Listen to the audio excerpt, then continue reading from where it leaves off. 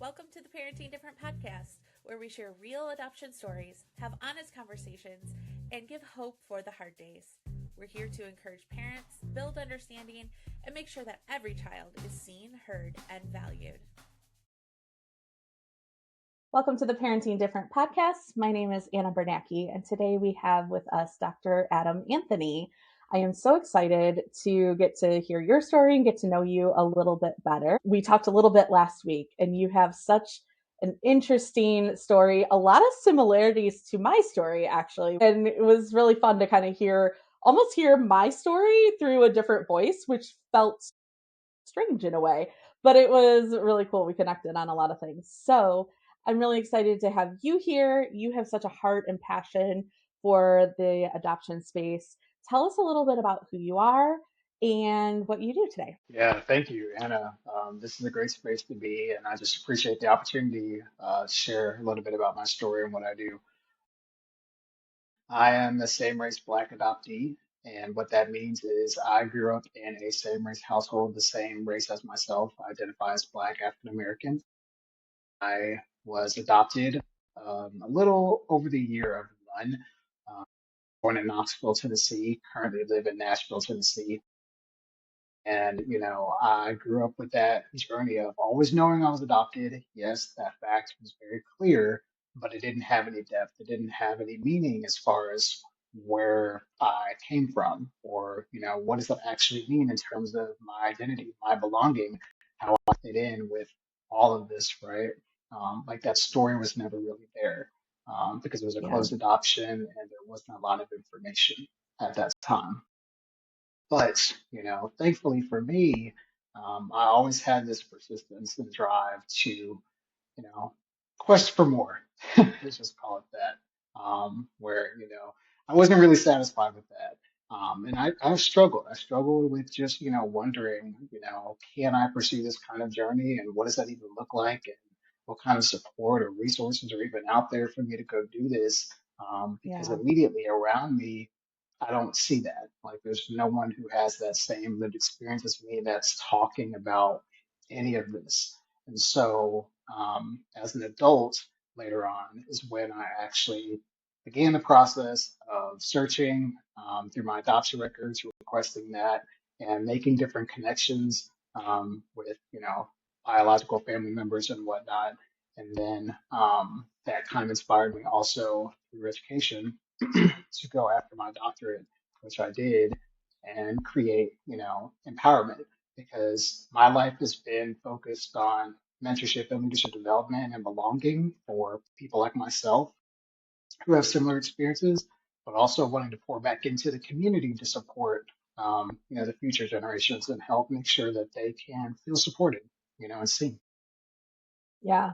And kind of give that support that maybe you and I didn't have when we were going through that journey. Because it was very Exactly. lonely going through that search and trying to find our identity and who we were. And yeah, very similar in my situation of just growing up. I always knew I was adopted, but that it was just a fact. And so now we hear adoption is not a one time event, it's a Mm, lifelong journey.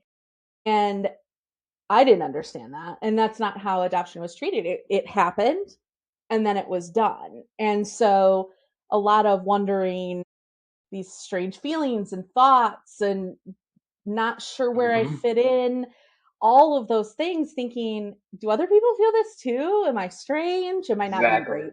Am I not being grateful enough? Am I, all of the questions that we have, because it truly is a lifelong event. It is not just a sign in a paper and once the ink is dry, everything's happily ever after. It's just the beginning. Yeah, yeah. Yes. And I think Yes, a truly. lot of parents, a lot of caregivers, a lot of people who are connected to adoptees, at least my experience growing up, that's their understanding. Yes. That's where it begins and ends as far as, okay, there's an adopted child now in the mix, and you're now just our brother, you're our cousin, you're our nephew, you're our friend, and that's it. There's really nothing else to talk about because, you're just now one of us. And it's like, well, actually, I have a Yeah, whole, origin and backstory that I don't even know, right. but Right. now I'm just here. Yeah. And it's tough because yes, we want that connection. We want our adoptive family to embrace us. And we want to be just we don't necessarily want to be othered, right? We want to be No. one of the family. But I think there's also this added layer that has to be acknowledged too. Like, yes, accept us wholly, but also we brought a story with us that we don't even know, but it's there and it's in the room. Yes, and making the space for that as it naturally develops is something too that's really, really important because, I remember thinking that, yes, the belonging, the cultural shared, values and all these things that I had growing up, I lived a life that I'm very proud of, I enjoyed, for the most part. And, I appreciate that, I've had different things that have gotten me to where I'm at. However, the space to unpack and to, talk about, how my experience is different from those around me is something that I think was a missed opportunity because, again, the language wasn't there. And I don't even necessarily assign fault to that. I just Yeah, I think don't at either. that time period, who we were, how we thought, how we felt, how we moved. That's what it was. We didn't nearly have as much language and opportunity to do what we can do now. I mean, you can attest to this as an adopted parent now yourself. Yeah. Yeah. I mean, even just the last 5 years, I've been an adoptive parent for 8 years now. But just in the last 5 years, even the language has exploded and the conversations have changed. And while, yeah, I'm an adoptee, and so a lot of it was understood, I didn't have the language for it until very recently. And now we're talking about it and changing that narrative. And I think that's so important. But also, like you said, not placing blame because you don't know what you don't know, right? Like it's not it's not our parents' fault because they didn't know. I think but once you do know, you do better. And so now we can equip this next Mhm. generation of adoptive parents to really parent, not to be corny, but like parent differently. Like they truly can do Hey. come at it and approach it a different way and not have some of those same struggles that Yes. we went through in our childhood have they don't have to be repeated. That's so true. And I think, any adoptive parent now has an added bonus of being able to refer to lived experience from other adoptees who walked that path before. We have that Yes. insight. We have, I say it all the time, lived experience is not a limitation.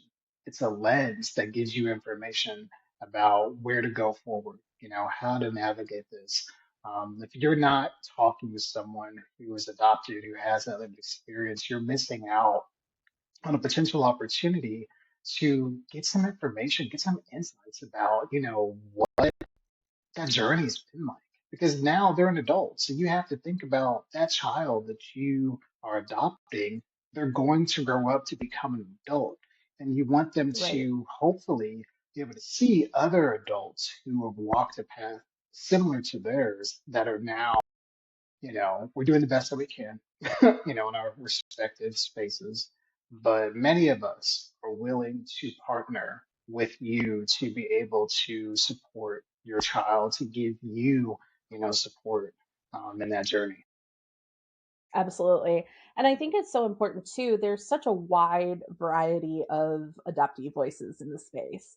And sometimes it Mhm. gets a little noisy and it's hard to sometimes know where to look. And I always, when parents have asked me, I always advise go down the middle, not the ones who are super angry, not the ones who think everything was great and wonderful and it didn't affect them at all, because they're not living in reality. And so, really, like, are there horrible adoption stories? Absolutely. And I don't want to gloss over that fact. But I think there's also power in overcoming and moving forward and not allowing that to debilitate you and hold you Yes. captive throughout your life. And so, yeah, Hmm. there were times that maybe something happened to me that I should be angry at. And I'm sure same thing for you. There are situations that you could be very angry over. But really finding that voice where, and the voices, I should say, because there's a large group of us who say adoption didn't destroy me, but it did hurt. And so there are Yes. finding that balanced Mm. voice is so important too. Oh, that yeah, that was spot on. Yeah, that was really spot on because I think that's where that empowerment comes from. Like when I needed empowerment Yeah, and I was thinking about the name of this organization and what it stands for, that's the journey that I've lived. Things that circumstantially, on paper, look like that's chaotic and that is really messed up. But I believe, and also as a person of faith, I share that. I think that because of who I am, because of everything that's in me, that's allowed me to navigate, those things differently. Not everybody yes, has that, I understand, true. Yeah, but I think that I try to use that as, real inspiration. I don't cookie cut anything, I don't sugarcoat, or any of that, but I do try to share what I've learned and what I've been through to help chart that pathway forward, in a positive direction that can keep you just still moving forward, and through all of absolutely. that because it's a very layered, complex journey for sure. It just It is. is. Yeah. And it goes through cycles too. Like, I don't think there's ever a time where you arrive at healed, right? Where you don't get there. No. And there are different life circumstances throughout our journeys that are going to, be those bumps in the road and really kind of take us back. And maybe we feel like we're taking a step backward, but just continually getting back up, going forward and moving forward, I think is so important because who wants to be stagnant and just sitting there in the pain and misery of some of our life Yeah. circumstances that were out of our control? And I think that's just it. It was out of our control. I know that you said you had a closed adoption. And as you went through your search, where did you come from and who are you? Did you ever wish that it had been an open adoption? So I guess, like now, did I ever wish, or like back then, did I wish? Um, I guess both. Okay. Both. And the reason I say Okay. that is because, like, for me, I didn't know open adoption was a thing growing up. Literally did not know that that was a thing. But I longed to know where I came from. And it was, I mean, when you talk about a ghost kingdom, I had a ghost kingdom. Like, it was very elaborate. And so I had my birth parents up on these pedestals that literally no one could have ever lived up to. Nobody could have. And then when I met them and I was met with mental illness and addiction, and I was so unprepared for it that it just slapped me in the face. So I guess looking back, I wish that I had had an open adoption because one, I wouldn't have struggled with my identity as much. And when I did become an adult and start navigating those relationships on my own, I would have already had an idea of who they were and what was coming. It wasn't so, it Hmm. wasn't so, it wouldn't have been so shocking. So that's why I asked. I'm just curious if you had a similar experience or, um, how you feel about, because there's such a push right now for open adoptions. So growing up in a closed one, how do you feel about open adoptions now? Yeah, of course. So I was just like you. I didn't know that an open adoption existed. I didn't actually know really what closed adoption meant, even as a kid. All I Yeah. knew, I didn't have much information to go off of, and that my parents didn't have much information to go off of as far Right. as, my origins, my birth family, or anything like that. So, as it started, it quickly ended as far as like, okay, you're adopted, and this is where you come from. So now, after going through this journey, yeah, I think even as a kid, I wouldn't have said that I wanted an open adoption, but what I did want is I wanted an explanation. I wanted an understanding of, okay, you made this decision, or somebody made this decision, or thought this was the right decision to make, based off of whatever circumstances and reasons, but why? Like, what led them to that? What was going on? Like, I've always wanted to know. I've always been that curious person and just, an analytical person that thought, okay, yeah, I need more than that, because this is my life. Like, this is my life. Yeah. And now going through it, I'm having to read or, read all this information and meet these people and having to piece it together and, kind of discern what is true, what is not. And if I was a child, I'm not saying that I would have fully grasped, the information, but I think I would have been able to, hopefully, with my parents at the time, along the way at each development, start to understand a little bit more because we would have been able to openly talk about it. We would have been able to have the conversation about, okay, this is the information that we have. So what do you think? What do you feel? Let's talk that through versus becoming an adult, having to do it at a much different stage of life where I've already grown up. I've already lived like a lot of life at this point. And so, I think that is interesting because you can't go back then and, be Right. in that space of, okay, when I was born or even before I was born, this is what was happening. This is why these circumstances, blah, blah, blah. You can't do that, that ghost kingdom. Yeah. Like, you can create a fantasy. You can create a lot of different possibilities like I did as far as who my birth parents were, you know, searching them on Facebook and social media and trying to see if, I might get lucky and find somebody that happens to live in Knoxville, Tennessee. Sure. Yeah. But that wasn't real. That wasn't tangible. That didn't ground me in anything. It just further, created the, you know, fantasy. Yeah. Yeah. And I think it's so complicated and so complex. All of it, right? All of adoption is so complex.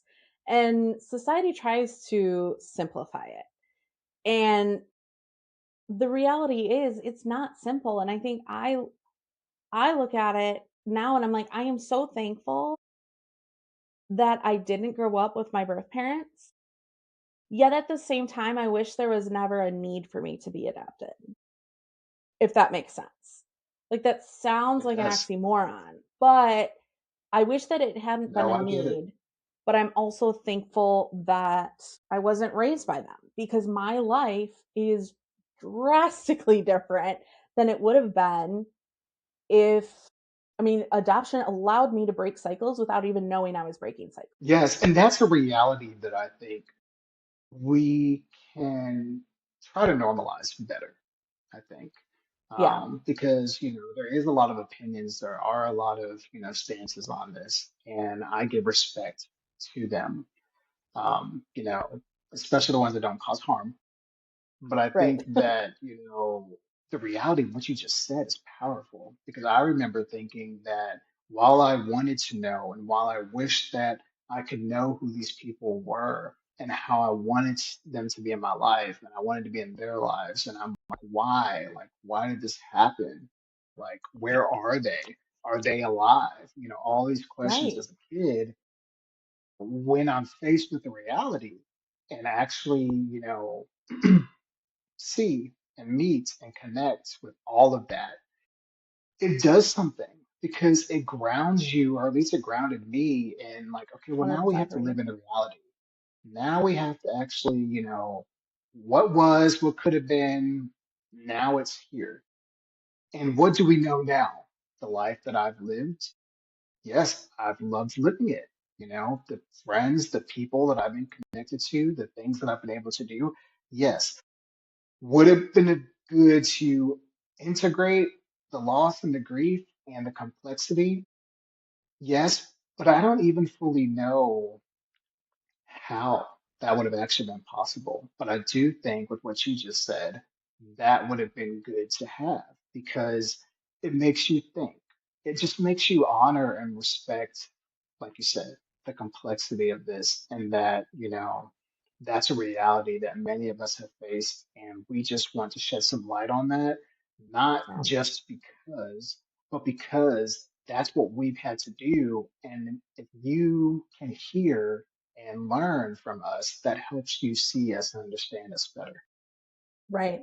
And it helps you see your children better too, as Yes, for adoptive parents, if you're listening to all these voices and really taking it to heart, that's going to help you see, like, again, there wasn't a name for a ghost kingdom when I was growing up. That wasn't a phrase that was coined. But I know and you kind of touched on this, one of my biggest fears was that by the time I found my birth mom, she would be dead. Like that was such a big fear of mine. And so I think that's all of these things play into who we are. And I think this is it's a tough concept for adoptive parents to understand. But an adoptive parent will never be enough for us. They can be the best adoptive parent in the world and it's not enough. And that's okay. That's okay to not be enough. Instead of allowing that to intimidate, embrace that you will not be enough. And so really open and listen to other voices so that you can empower your kids to be better and healthier and emotionally stable and not have to live in the unknown like we did.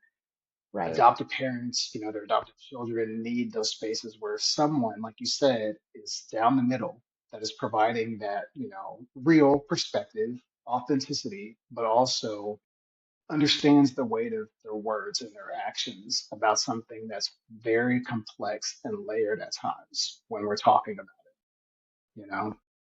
Yes, that is And it's very hard to do. true. It's not perfect.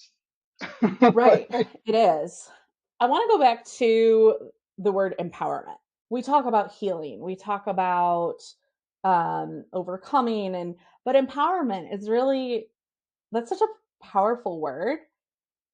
What drew you to that word originally? yeah, in thinking about everything that I've been through to get to where I am when it comes to my adoption journey, yes, but also just life, you know, um, um, I'm married, I've completed 3 degrees, I've been through the pandemic like everyone else. Like, there's just different things that in my personal journey I've experienced where in the moment, it felt like, okay, it's just me and I have to navigate this and figure this out. But after, I was able to think back and it's like I empowered myself. Like I gave myself, the way forward, something in me has been placed in me that says, okay, even if you don't see it around you, go create it, go make it, Yeah. go be it, go do it, especially when it's really hard to do because I'm like you, and I don't want to stay in stagnancy. I don't want to be, in a place that it's really tough, it's really hard, but I don't see a light at the end of the tunnel. I don't see a way to like make meaning out of any of this. And so empowerment speaks to that. It speaks to giving yourself that win, giving yourself that help to move forward and believe in yourself with a level of trust that, hey, I am the person that's made for this. I am the person that can do this. I'm the person that's been through it. I've seen it, and I'm going. I'm going to keep going. Yeah, exactly. And I think you have now really poured that into the work that you do now. Tell us a little bit about what you currently do and what you have built your business around, because I think it is so unique. You have found a niche in the adoption space that is so needed and you're doing it well. So tell us a little bit about that. Thank you so much. Yeah, so when I was in my doctorate program, My dissertation research was on mentorship programs for African American and Black male college students who attend PWIs, which are known as predominantly white institutions, and historically Black colleges, universities, HBCUs. And as a three-time PWI institution graduate, I realized how there wasn't really any kind of formal mentorship program that met the needs of me as a Black male college student. When it comes to identity, belonging, just career development, academic performance, there was nothing that was really speaking to me or my peers that helped us meet that unique need to where it felt like, okay, you really do care about us not only getting into this college, but graduating with a degree. And so after that research and speaking to like all these young men between these different schools, there was a couple of themes that I heard with them who did participate in mentorship programs that they could identify and connect with and have some success in, where they said, hey, identity affirming mentorship is everything. Having someone who's been through this, who cares about me, who's willing to walk alongside the journey with me and is not too busy. They're not giving me a bunch of fluff or, they're not, they're grounded and relatable, and understanding like where I'm currently at this journey. And they're willing to meet me at this level. And I'm like, that's powerful. What if I could do that with adopted boys? Like what if I could do that with, communities, organizations, parents, schools to support a demographic that often is misrepresented, misunderstood, mislabeled, and just doesn't really get the support and depth in that relationship that they deserve. Because a lot of times people are focused on support system as far or support services. They're focused on the mental services, they're focused on the Right. financial, the housing, all that stuff, which is great. That's important. But what I care about most importantly is their well-being. How are they whole? How are they trusting and healing their identity? How are they navigating life with transitions, going from high school to college or the workforce? Like, who's in their corner? Like, who's helping them make sense of their story, and what are they telling them about their story? What do they believe about their story? What do they know? Those are Yes. questions that not enough people were asking. And so I wanted to build a platform for that. I wanted to be able to speak to that and share about my story and, what I care about and what I've been through, the things I've learned, and just how much I care about young men, especially those of color, but just any young adopted boy who, deserves that space.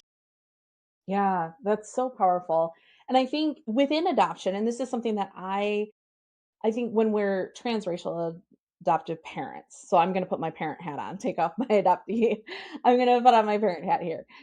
I am a transracial adoptive parent. And my eyes have been wide open to the realities of the racism. Like I knew it existed, but I didn't know until I had children of color. But it's still, I'm still white. It's still easy for me to walk into those spaces. Like, yes, I am way more aware of what my kids are experiencing. I have not experienced it. I also have older girls, and there have been several times, like, my son is only 5, but the my teenagers are girls, and there have been so many times I've sat there and been like, I'm so thankful that I have girls first because Black boys have a target on their back that as white people we cannot comprehend. So I don't know how even necessarily to word this question, but what is it like going to a predominantly white school and you're going through these programs that are predominantly white? What was that like to be one of few? Yeah, so, I did a few things. The first thing that I did, which, and again, I think my parents developed this in me, and that's something that I am very appreciative just because I love that about myself, where I want to find, my interests. I want to find, aspects of community to where I can be me. I can be me. Yeah. And, it's not just that self-belief of, okay, I'm going to succeed, but I can succeed here. That's really, really important for, especially as a, person of color, but as a black male in a community and in a institution in a school that I didn't necessarily see a bunch of me doing that. I didn't see a bunch of, people who look like me who I saw as successful and that aligned with my interests until I started to, connect with several peers who, I've always connected to different aspects of diversity based off my interests. People of color, different, black, male and female peers, but also just, different ethnicities and races and Yeah. sexual orientation, religious beliefs, because that helped kind of put that colorful life, vision for me in terms of, okay, there's all these different people that I'm connected to who I resonate with, for different ways, and they're helping affirm me. They're helping affirm, like me as a black male on this college campus, I'm not alone because there's different aspects of Yeah. diversity that I can, tap into to make sure that I'm not just the only person walking around here to feel othered.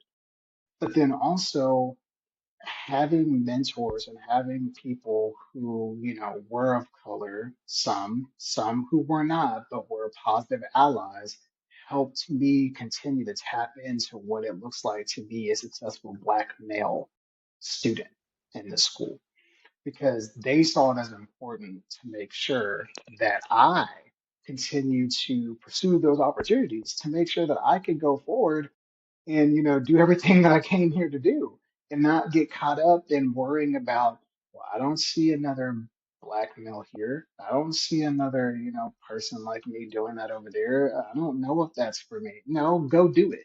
Go be it. Be the person that other people feel they can be invited into because they see you there. And I don't think we That's put huge. enough value in that anymore.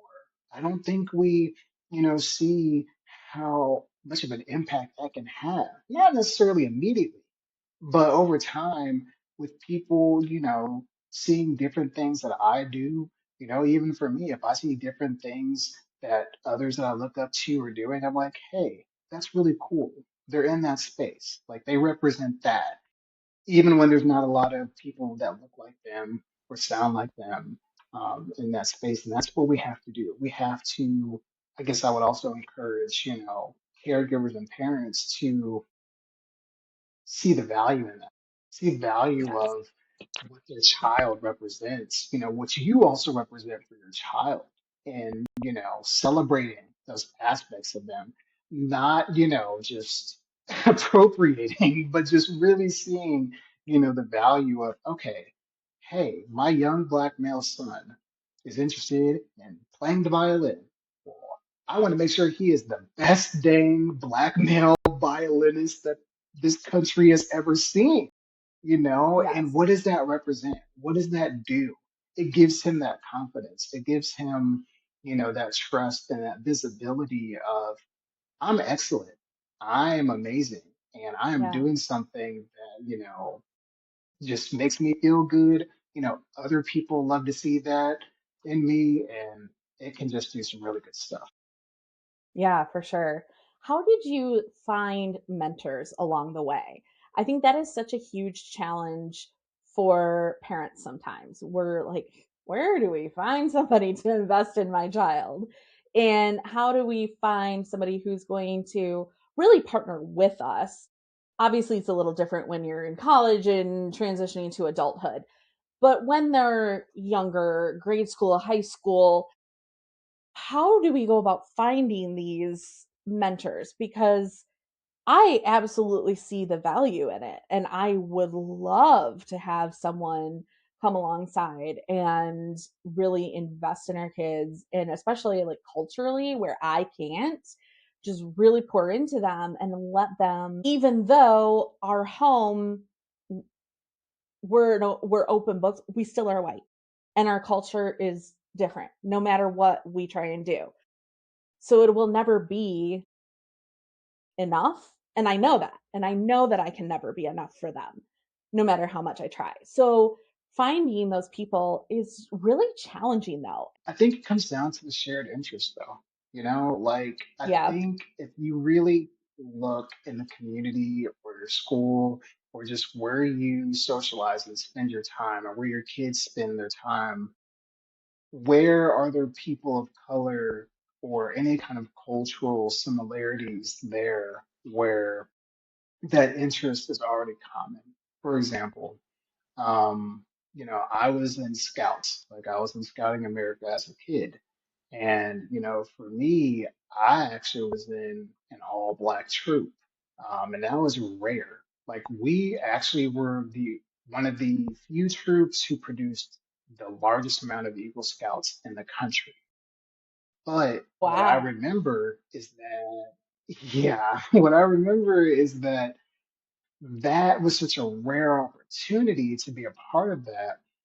But it wasn't just because we were all black. Well, what was it about was because we cared about leadership and community, and they cared about supporting boys and making sure that boys were, in a program that was positive and educational and, informative, so they weren't getting into trouble, and their parents Right. could trust that they were going to be somewhere. So my encouragement to you or anyone else in that scenario is to start with the shared interest and start to really find those pathways through, things that your child is good at, that they have a slight interest in, or, any kind of programs that are in the community or school that you can work with those leaders to find positive ambassadors to support your kid over time at Yeah. those different stages of development.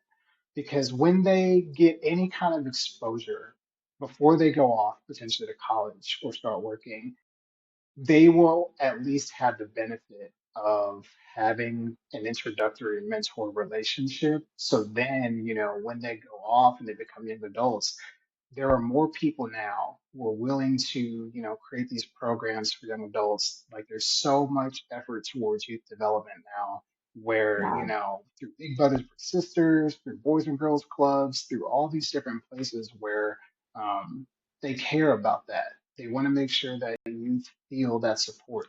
And something that someone said to me, a fellow adoptive mom, she told me that, she had the opportunity to introduce her son to an adoptee friend of hers. That's an adult, but, that friend came over and, she told her son, like, hey, I'm adopted too. And her son, this little kid, looks at that adoptee and is like, what? Really? And you could just see them light up in like what that Mm, actually meant to actually see somebody else who is like them, And yeah. so I think that sometimes maybe um, there needs to be more effort put into that, not where it's like, okay, hey, I need to have someone who's adopted that could just pair up with my kids. So my kid feels like, okay, hey, you and you're adopted, connect, but you can introduce over time, ease into that kind of Yeah. mirroring potentially, after vetting that kind of relationship with that person to see, okay, I think this person might be a good, you know, um, mentor or role model for them to help them navigate what it's like being adopted as they Yeah. just grow up. And it doesn't necessarily have to be someone of color, but I just think having that can also allow them to um, be okay with the different aspects of their identity Yes. and their life. Yeah, Yeah. Just having other people like you in any capacity, I think is so helpful. yeah, I think the first adopted people that I really met, I'm sure I met others along the way and I just didn't know it, but the first adopted people that I met were my kids. And that's wow, crazy. Like I had heard of others like, oh, they're adopted, oh, and like you hear about it, but like actually knowing other adoptees were my kids. And that shouldn't have been the case. Like that absolutely should not have been the Yeah. case. I should have had Yeah. other people. But again, it goes back to the time period of it just wasn't talked about and it wasn't discussed. So No. yeah, I probably was No. around No. adopted people all the time and just never knew it. Right. And also, I think, if you were like me, how, even if you were around them, it doesn't necessarily mean that you would have the kind of conversations that you would want to have. Because some True. people have, adopted children, at least back then, that I think, had differing experiences and different ways of, navigating that than me, that I internalized. Because I remember thinking, well, I'm different in how I think and feel about this, or just at least what I'm interested in. So I don't necessarily feel comfortable talking to you about this because I know that you have a different, potentially harmful, viewpoint Yeah. than I do about this. And I don't want that to mix. I don't want to get discouraged from, what I'm trying to pursue because it's important to me. It's my livelihood. It's my, origin story. It's all of that. So Yeah. respectfully, I'm just going to keep that to myself because I think that's something that you have to discern. We have to discern what we can share, what we're able to connect with, but also be aware that there's always opportunities and bids for connection. But, how you facilitate that is really, really important. And you have to treat that with care. Have to. Yeah. Yeah. Absolutely. Well, thank you so much. I feel like we could talk about a million other things because as you're talking, I keep thinking of more questions and We could. we could probably talk for hours. But I really appreciate you Thank being you. here, joining me in this conversation. This has been so fantastic. Definitely check Thank you. them out on Instagram. You are tell It's empowerment. Okay, perfect.